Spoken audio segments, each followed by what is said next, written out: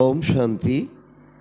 আজকে 22শে জুলাই 2026-এ বাবার অমূল্য মহাবাক্য আমরা শুনব।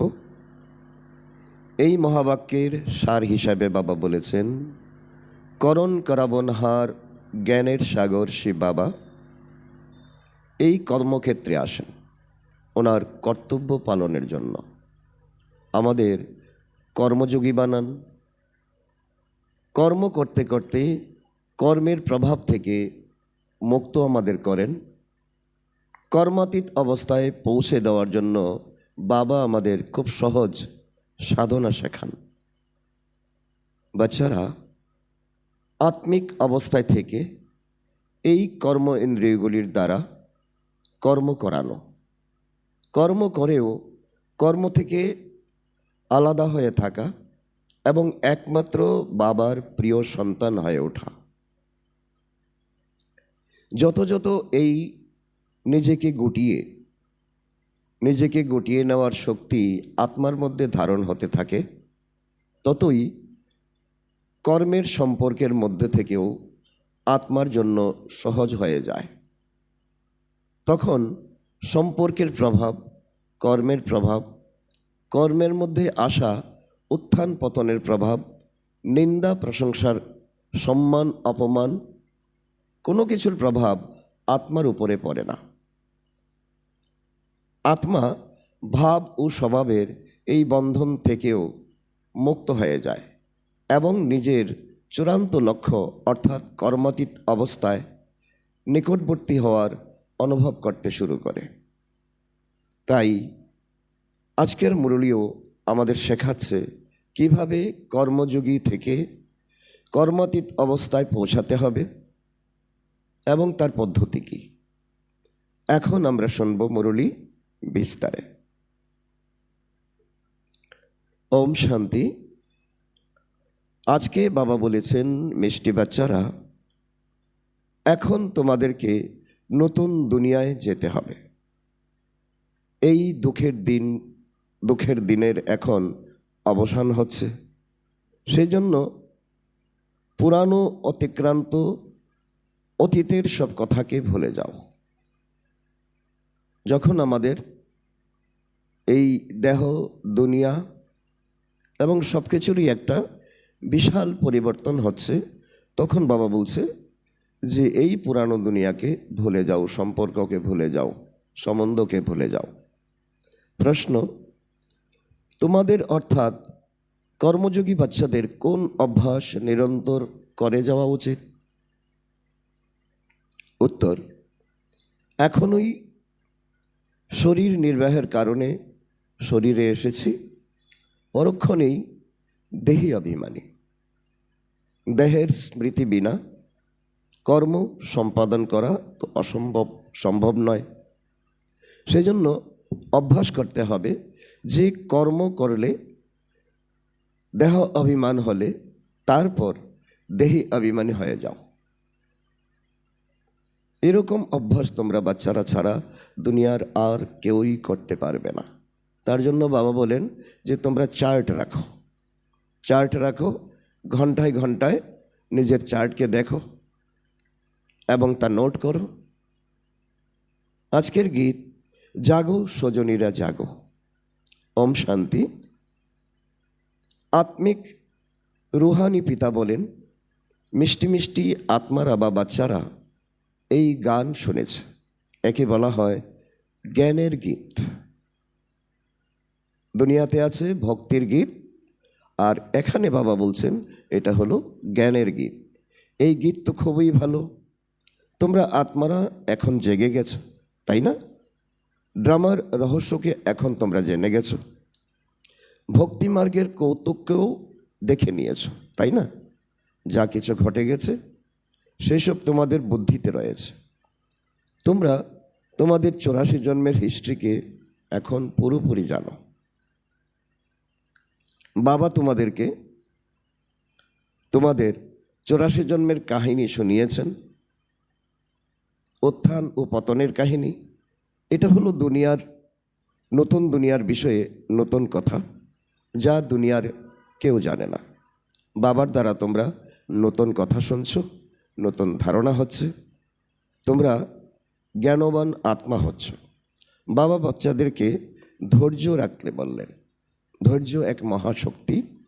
বাচ্চারা, এখন তোমাদেরকে নতুন দুনিয়ায় যেতে হবে, তাই পুরানো সব কথা ভুলে যাও। সেখানে তো ভক্তির ফল প্রাপ্ত হয়। বাবা এসে ভক্তদের ভক্তির ফল প্রদান করেন। এখন তোমরা জ্ঞান প্রাপ্ত করেছ। বাচ্চারা এখন জেনেছে বাবা এসে কিভাবে ভক্তির ফল প্রদান করেন। যে বেশি ভক্তি করেছে সে অবশ্যই বেশি ফল পাবে। জ্ঞানের পুরুষার্থ বেশি করবে সে আত্মা, বিশেষ আত্মা যারা বোঝদার হয়। তোমরা জানো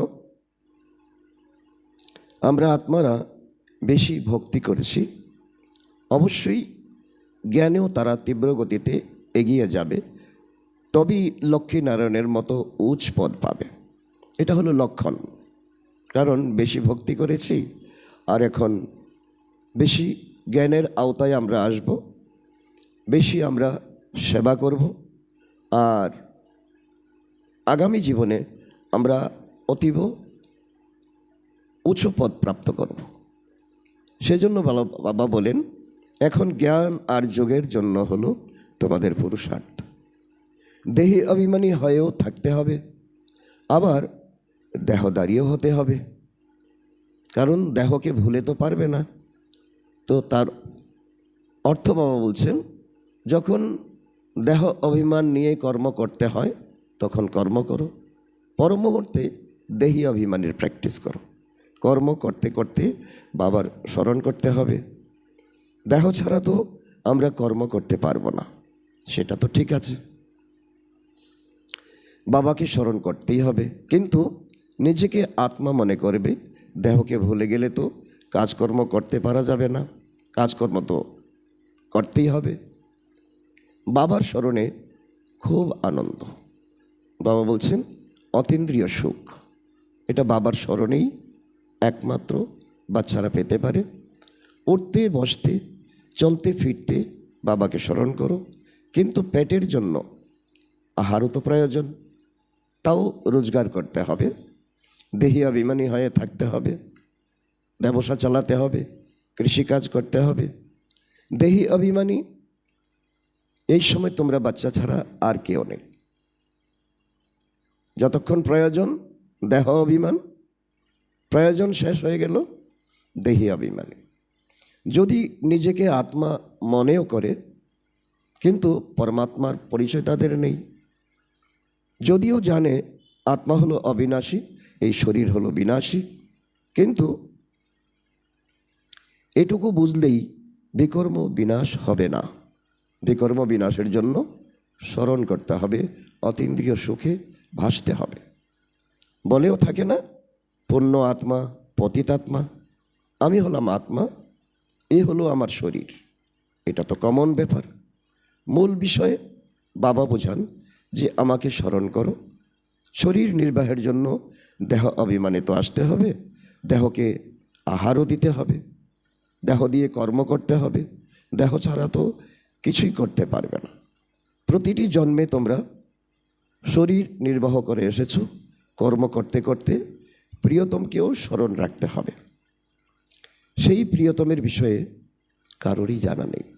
সবাই কিন্তু কীর্তন করছে, নৃত্য করছে, কিন্তু প্রিয়তম প্রিয়তম বলে ডাকছে, কিন্তু আসল প্রিয়তমের পরিচয় কেউ জানে না।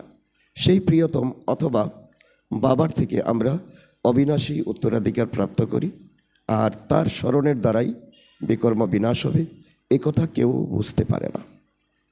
তোমরা বাচ্চারা এখন নতুন কথা শুনেছ। তোমরা জানো যে আমাদের এখন রিটার্ন জার্নি, আমাদের প্রকৃত গৃহে ফিরবার রাস্তা আমরা পেয়ে গেছি। অর্থাৎ আমরা বাবার শ্রীমতে চললে বাবা আমাদের সঙ্গে করে নিয়ে যাবেন পরমধামে। আমাদের প্রকৃত ঘরে গিয়ে পুনরায় আমরা সত্যযুগে আসব। বাবা নতুন বাড়ি বানালে অবশ্যই ইচ্ছা হবে সেখানে গিয়ে বসার। এখন তোমরা রাস্তা পেয়ে গেছো, যে কথা আর কেউ জানে না। যতই যজ্ঞ জপ তপ ইত্যাদি করুক কিংবা মাথা ফাটাতে থাকো, সদ্গতি তো পেতে পারবে না। বাবা ভক্তির সামগ্রী ব্যাপারে বলছেন যে ভক্তির সামগ্রী হলো এক বিশাল বড় বাজার, যে তার কখনো শেষ হয় না, আর তা দিয়ে কেউ সদ্গতি পেতে পারে না। এই দুনিয়ার থেকে ওই দুনিয়াতে তো কেউ যেতে পারবে না, এটাও বুঝতে হবে। শাস্ত্রে তো লক্ষ লক্ষ বৎসর লিখে দিয়েছে, সেই কারণেই মানুষের বুদ্ধি কাজ করে না। তোমরা খুব ভালোভাবে বুঝতে পারো যে এ হলো কালকের কথা, অর্থাৎ শতযুগ কালকে ছিল, আবার কালকেই হতে চলেছে। ভারত তো স্বর্গ ছিল, আমরা আদি সনাতন দেবী দেবতা ধর্মের ছিলাম। দেবী দেবতা ধর্ম হলো বড়ই সুখ প্রদানকারী। ভারতের মতো সুখ কেউই পেতে পারে না। স্বর্গে তো অন্য কোনো ধর্মের লোক যেতেই পারে না। তোমাদের মতো সুখ আর কারোরই হতে পারে না, যত চেষ্টা করুক না কেন, যত ধনই খরচ করুক, স্বর্গের সুখ তারা কখনো পেতে পারবে না। কারো হেলথ ভালো তো ওয়েল থাকবে না, কারো কাছে ওয়েল থাকবে তো হেলথ থাকবে না। এটা হলো দুঃখের দুনিয়া। সেই জন্য এখন পরমাত্মা বলেন, হে আত্মারা জাগো। তোমরা এখন জ্ঞানের তৃতীয় নেত্র প্রাপ্ত করেছ, কতখানি জাগৃতি এসেছে তোমাদের। তোমরা এখন সমগ্র বিশ্বের হিস্ট্রি জিওগ্রাফিকে জানো। বাবা তো জানানহার, তাই না? এর অর্থ এই নয়, সকলের মনের কথা তিনি জানেন। এই আত্মাকে কতটা বুঝতে পারে, কতখানি পবিত্র থাকে, কতক্ষণ বাবাকে স্মরণ করে। আমি একজনের খেয়াল বসে বসে কেন করব? এটা আমার কর্তব্য নয়। আমি তো কেবল রাস্তা বলে দেব যে তোমরা এখন আত্মাদেরকে শ্রীমতে চলতে হবে, আত্মাদেরকে তোমাদের পরমপিতা পরমাত্মাকে স্মরণ করতে হবে, এই সৃষ্টি চক্রকে বুদ্ধিতে রাখতে হবে, বারবার ঘোরাতে হবে। এটা হলো সদর্শন চক্র। দেহি অভিমানিত অবশ্যই হতে হবে। দেহ অভিমান হওয়ার কারণে তোমাদের এই দুর্গতি হয়েছে। এখন তোমাদেরকে বাবাকে স্মরণ করতে হবে। গৃহস্থ ব্যবহারে থেকেও পদ্ম ফুলের মতো হতে হবে। সদর্শন চক্রধারীরাও তোমরাই। বাবা সেই স্মৃতি আমাদেরকে দিচ্ছেন। দেবতাদের তো শঙ্খ ইত্যাদি নেই, এই জ্ঞান শঙ্খ ইত্যাদি হলো তোমরা ব্রাহ্মণদের। শিখরা শঙ্খ বাজায়, খুব জোরে আওয়াজ হয়। তোমরাও যখন এই জ্ঞান বসে শোনাও, তখন সভা বড় হলে লাউড স্পিকার লাগানো হয়। এখানে তোমাদের লাউড স্পিকার লাগানোর প্রয়োজন নেই। টিচার পড়ানোর সময় লাউড স্পিকার লাগাবে নাকি? এখানে তো কেবল শিব বাবাকে স্মরণ করতেই হবে, তাহলেই বিকর্ম বিনাশ হবে।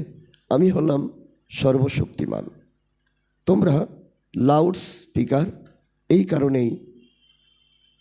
কারণেই লাগাও যাতে আওয়াজ অনেক দূর পর্যন্ত শোনা যায়, সেও পরে গিয়ে কাজ হবে। তোমাদের এটাই বলতে হবে যে মৃত্যু আসন্ন। তোমরা এখন লাউড স্পিকার দিয়ে তোমরা বাবার এই সামান্য কথাটুকু সবাইকে শুনিয়ে দাও, সবাইকে জাগিয়ে দাও যে মৃত্যু আসন্ন। এখন সবাইকে ঘরে ফিরতে হবে। মহাভারতের যুদ্ধ সামনে। গীতাতেও লেখা রয়েছে যে মহাভারতের যুদ্ধ হয়েছিল, বিনাশ হয়েছিল। আচ্ছা, তারপর কি হয়েছিল? পাণ্ডব গলে মরে গিয়েছিল। বাবা তোমাদের বোঝান, আগে যদি বিনাশ হয়ে যায় তাহলে তো ভারতখণ্ড খালি হয়ে যাবে। ভারত তো হলো অবিনাশী খণ্ড, কখনোই তো খালি হয় না। তোমরা জানো যে প্রলয় তো হয় না। বাবা হলেন অবিনাশী, তো তার বার্থ প্লেসও অবিনাশী। বাচ্চাদের খুশি থাকা উচিত যে বাবা হলেন সকলের সদ্গতিদাতা, সুখ শান্তিকর্তা। যেই আসে বলে শান্তি চাই, কারণ বর্তমান সময়ে মানুষ ভুলে গেছে শান্তি কী জিনিস। আত্মার শান্তির কথা কেন এত স্মরণে আসে? শান্তিধাম আত্মাদের নিবাসস্থল, তাই না?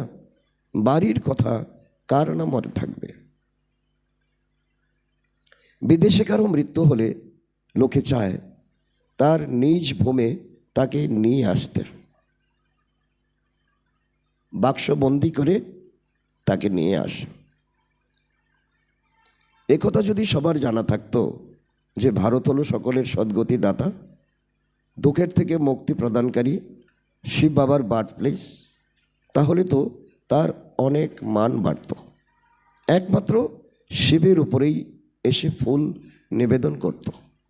এখন তো কতজনের উপর ফুল চড়াতে থাকে। যিনি সকলকে সুখ শান্তি প্রদান করবেন তার নাম নিশানটুকু পর্যন্ত অদৃশ্য করে দিয়েছে। এটাই হলো বাবা বলেন যে এই কলিযুগের এই হলো নিশানি। যারা বাবাকে খুব ভালোভাবে জানে তারাই অবিনাশী উত্তরাধিকার নেওয়ার জন্য পুরুষার্থ করে থাকে। আমার নামই হলো বাবা বলেন দুঃখ হর্তা সুখ কর্তা। দুঃখের থেকে লিবারেট করে কি করবেন তিনি? তোমরা জানো যে শান্তিধামে শান্ত থাকে, সুখধামের সুখ রয়েছে। আমরা আত্মারা শান্তিধাম আলাদা স্থানে, সুখধাম আলাদা স্থানে। তো এটা তো হলো দুঃখধাম। সকলের এই সময় দুঃখী দুঃখ। তোমরা এখন জানো যে আমরা এমন সুখের মধ্যে যাই শতযুগে ত্রেতা যুগে, যেখানে 21 জন্ম কোনো রকমেরই দুঃখ থাকবে না। নামই হলো সুখধাম। কত মিষ্টি নাম! স্বর্গ বলতেই সকলের মুখ মিঠা হয়ে যায়। বাবা বলেন তোমাদেরকে আমি কোনো কষ্ট দেই না, কেবল বাবাকে আর অবিনাশী উত্তরাধিকারকে স্মরণ করতে হবে, নিজেকে আত্মা মনে করতে হবে। এই জ্ঞান বাবা তোমাদেরকে শেখাচ্ছেন। শতযুগে আত্মার জ্ঞান থাকে। প্রত্যেক আত্মা এই শরীর ত্যাগ করে অন্য জন্ম নেবে, কাঞ্চনকায়া শরীর প্রাপ্ত করবে। একে আত্ম অভিমানী বলা হয়। এই নলেজ থাকা যে এই শরীর ত্যাগ করে আমি আত্মা অন্য শরীর প্রাপ্ত করব, এ হলো আত্ম অভিমানী স্থিতি। এ হলো রুহানি নলেজ, যা কিনা আর কেউই প্রদান করতে পারে না একমাত্র পরম পিতা ছাড়া। রুহকে অর্থাৎ আত্মাকে আত্মার পিতা এসে নলেজ প্রদান করেন, প্রতি 5000 বৎসর পর দিয়ে থাকেন। মানুষ তো একেবারেই অন্ধকারে রয়েছে, এখন তোমরা আলোক প্রাপ্ত করেছ। তোমরা অজ্ঞানতার নিদ্রা থেকে জেগেছ। সকল জননীর সাজন হলেন এক বাবা। বাবা বলেন আমি তোমাদের বাবাও, সাজনও, গুরুদেরও গুরু। যারা দুনিয়ার গুরু সেজে বসে আছে তাদেরও গুরু আমি, সুপ্রিম টিচার আমি। সকল গুরুদের সদ্গতিদাতা সেই এক সদ্গুরুই। তিনি বলেন আমি সকলের সদ্গতি করি, গতির পরে সদ্গতি হয়। বাবা বুঝিয়েছেন প্রতিটি আত্মাকেই ফিরে যেতে হবে। আত্মাই শতপ্রধান, শত রজ হয়, তম হয়।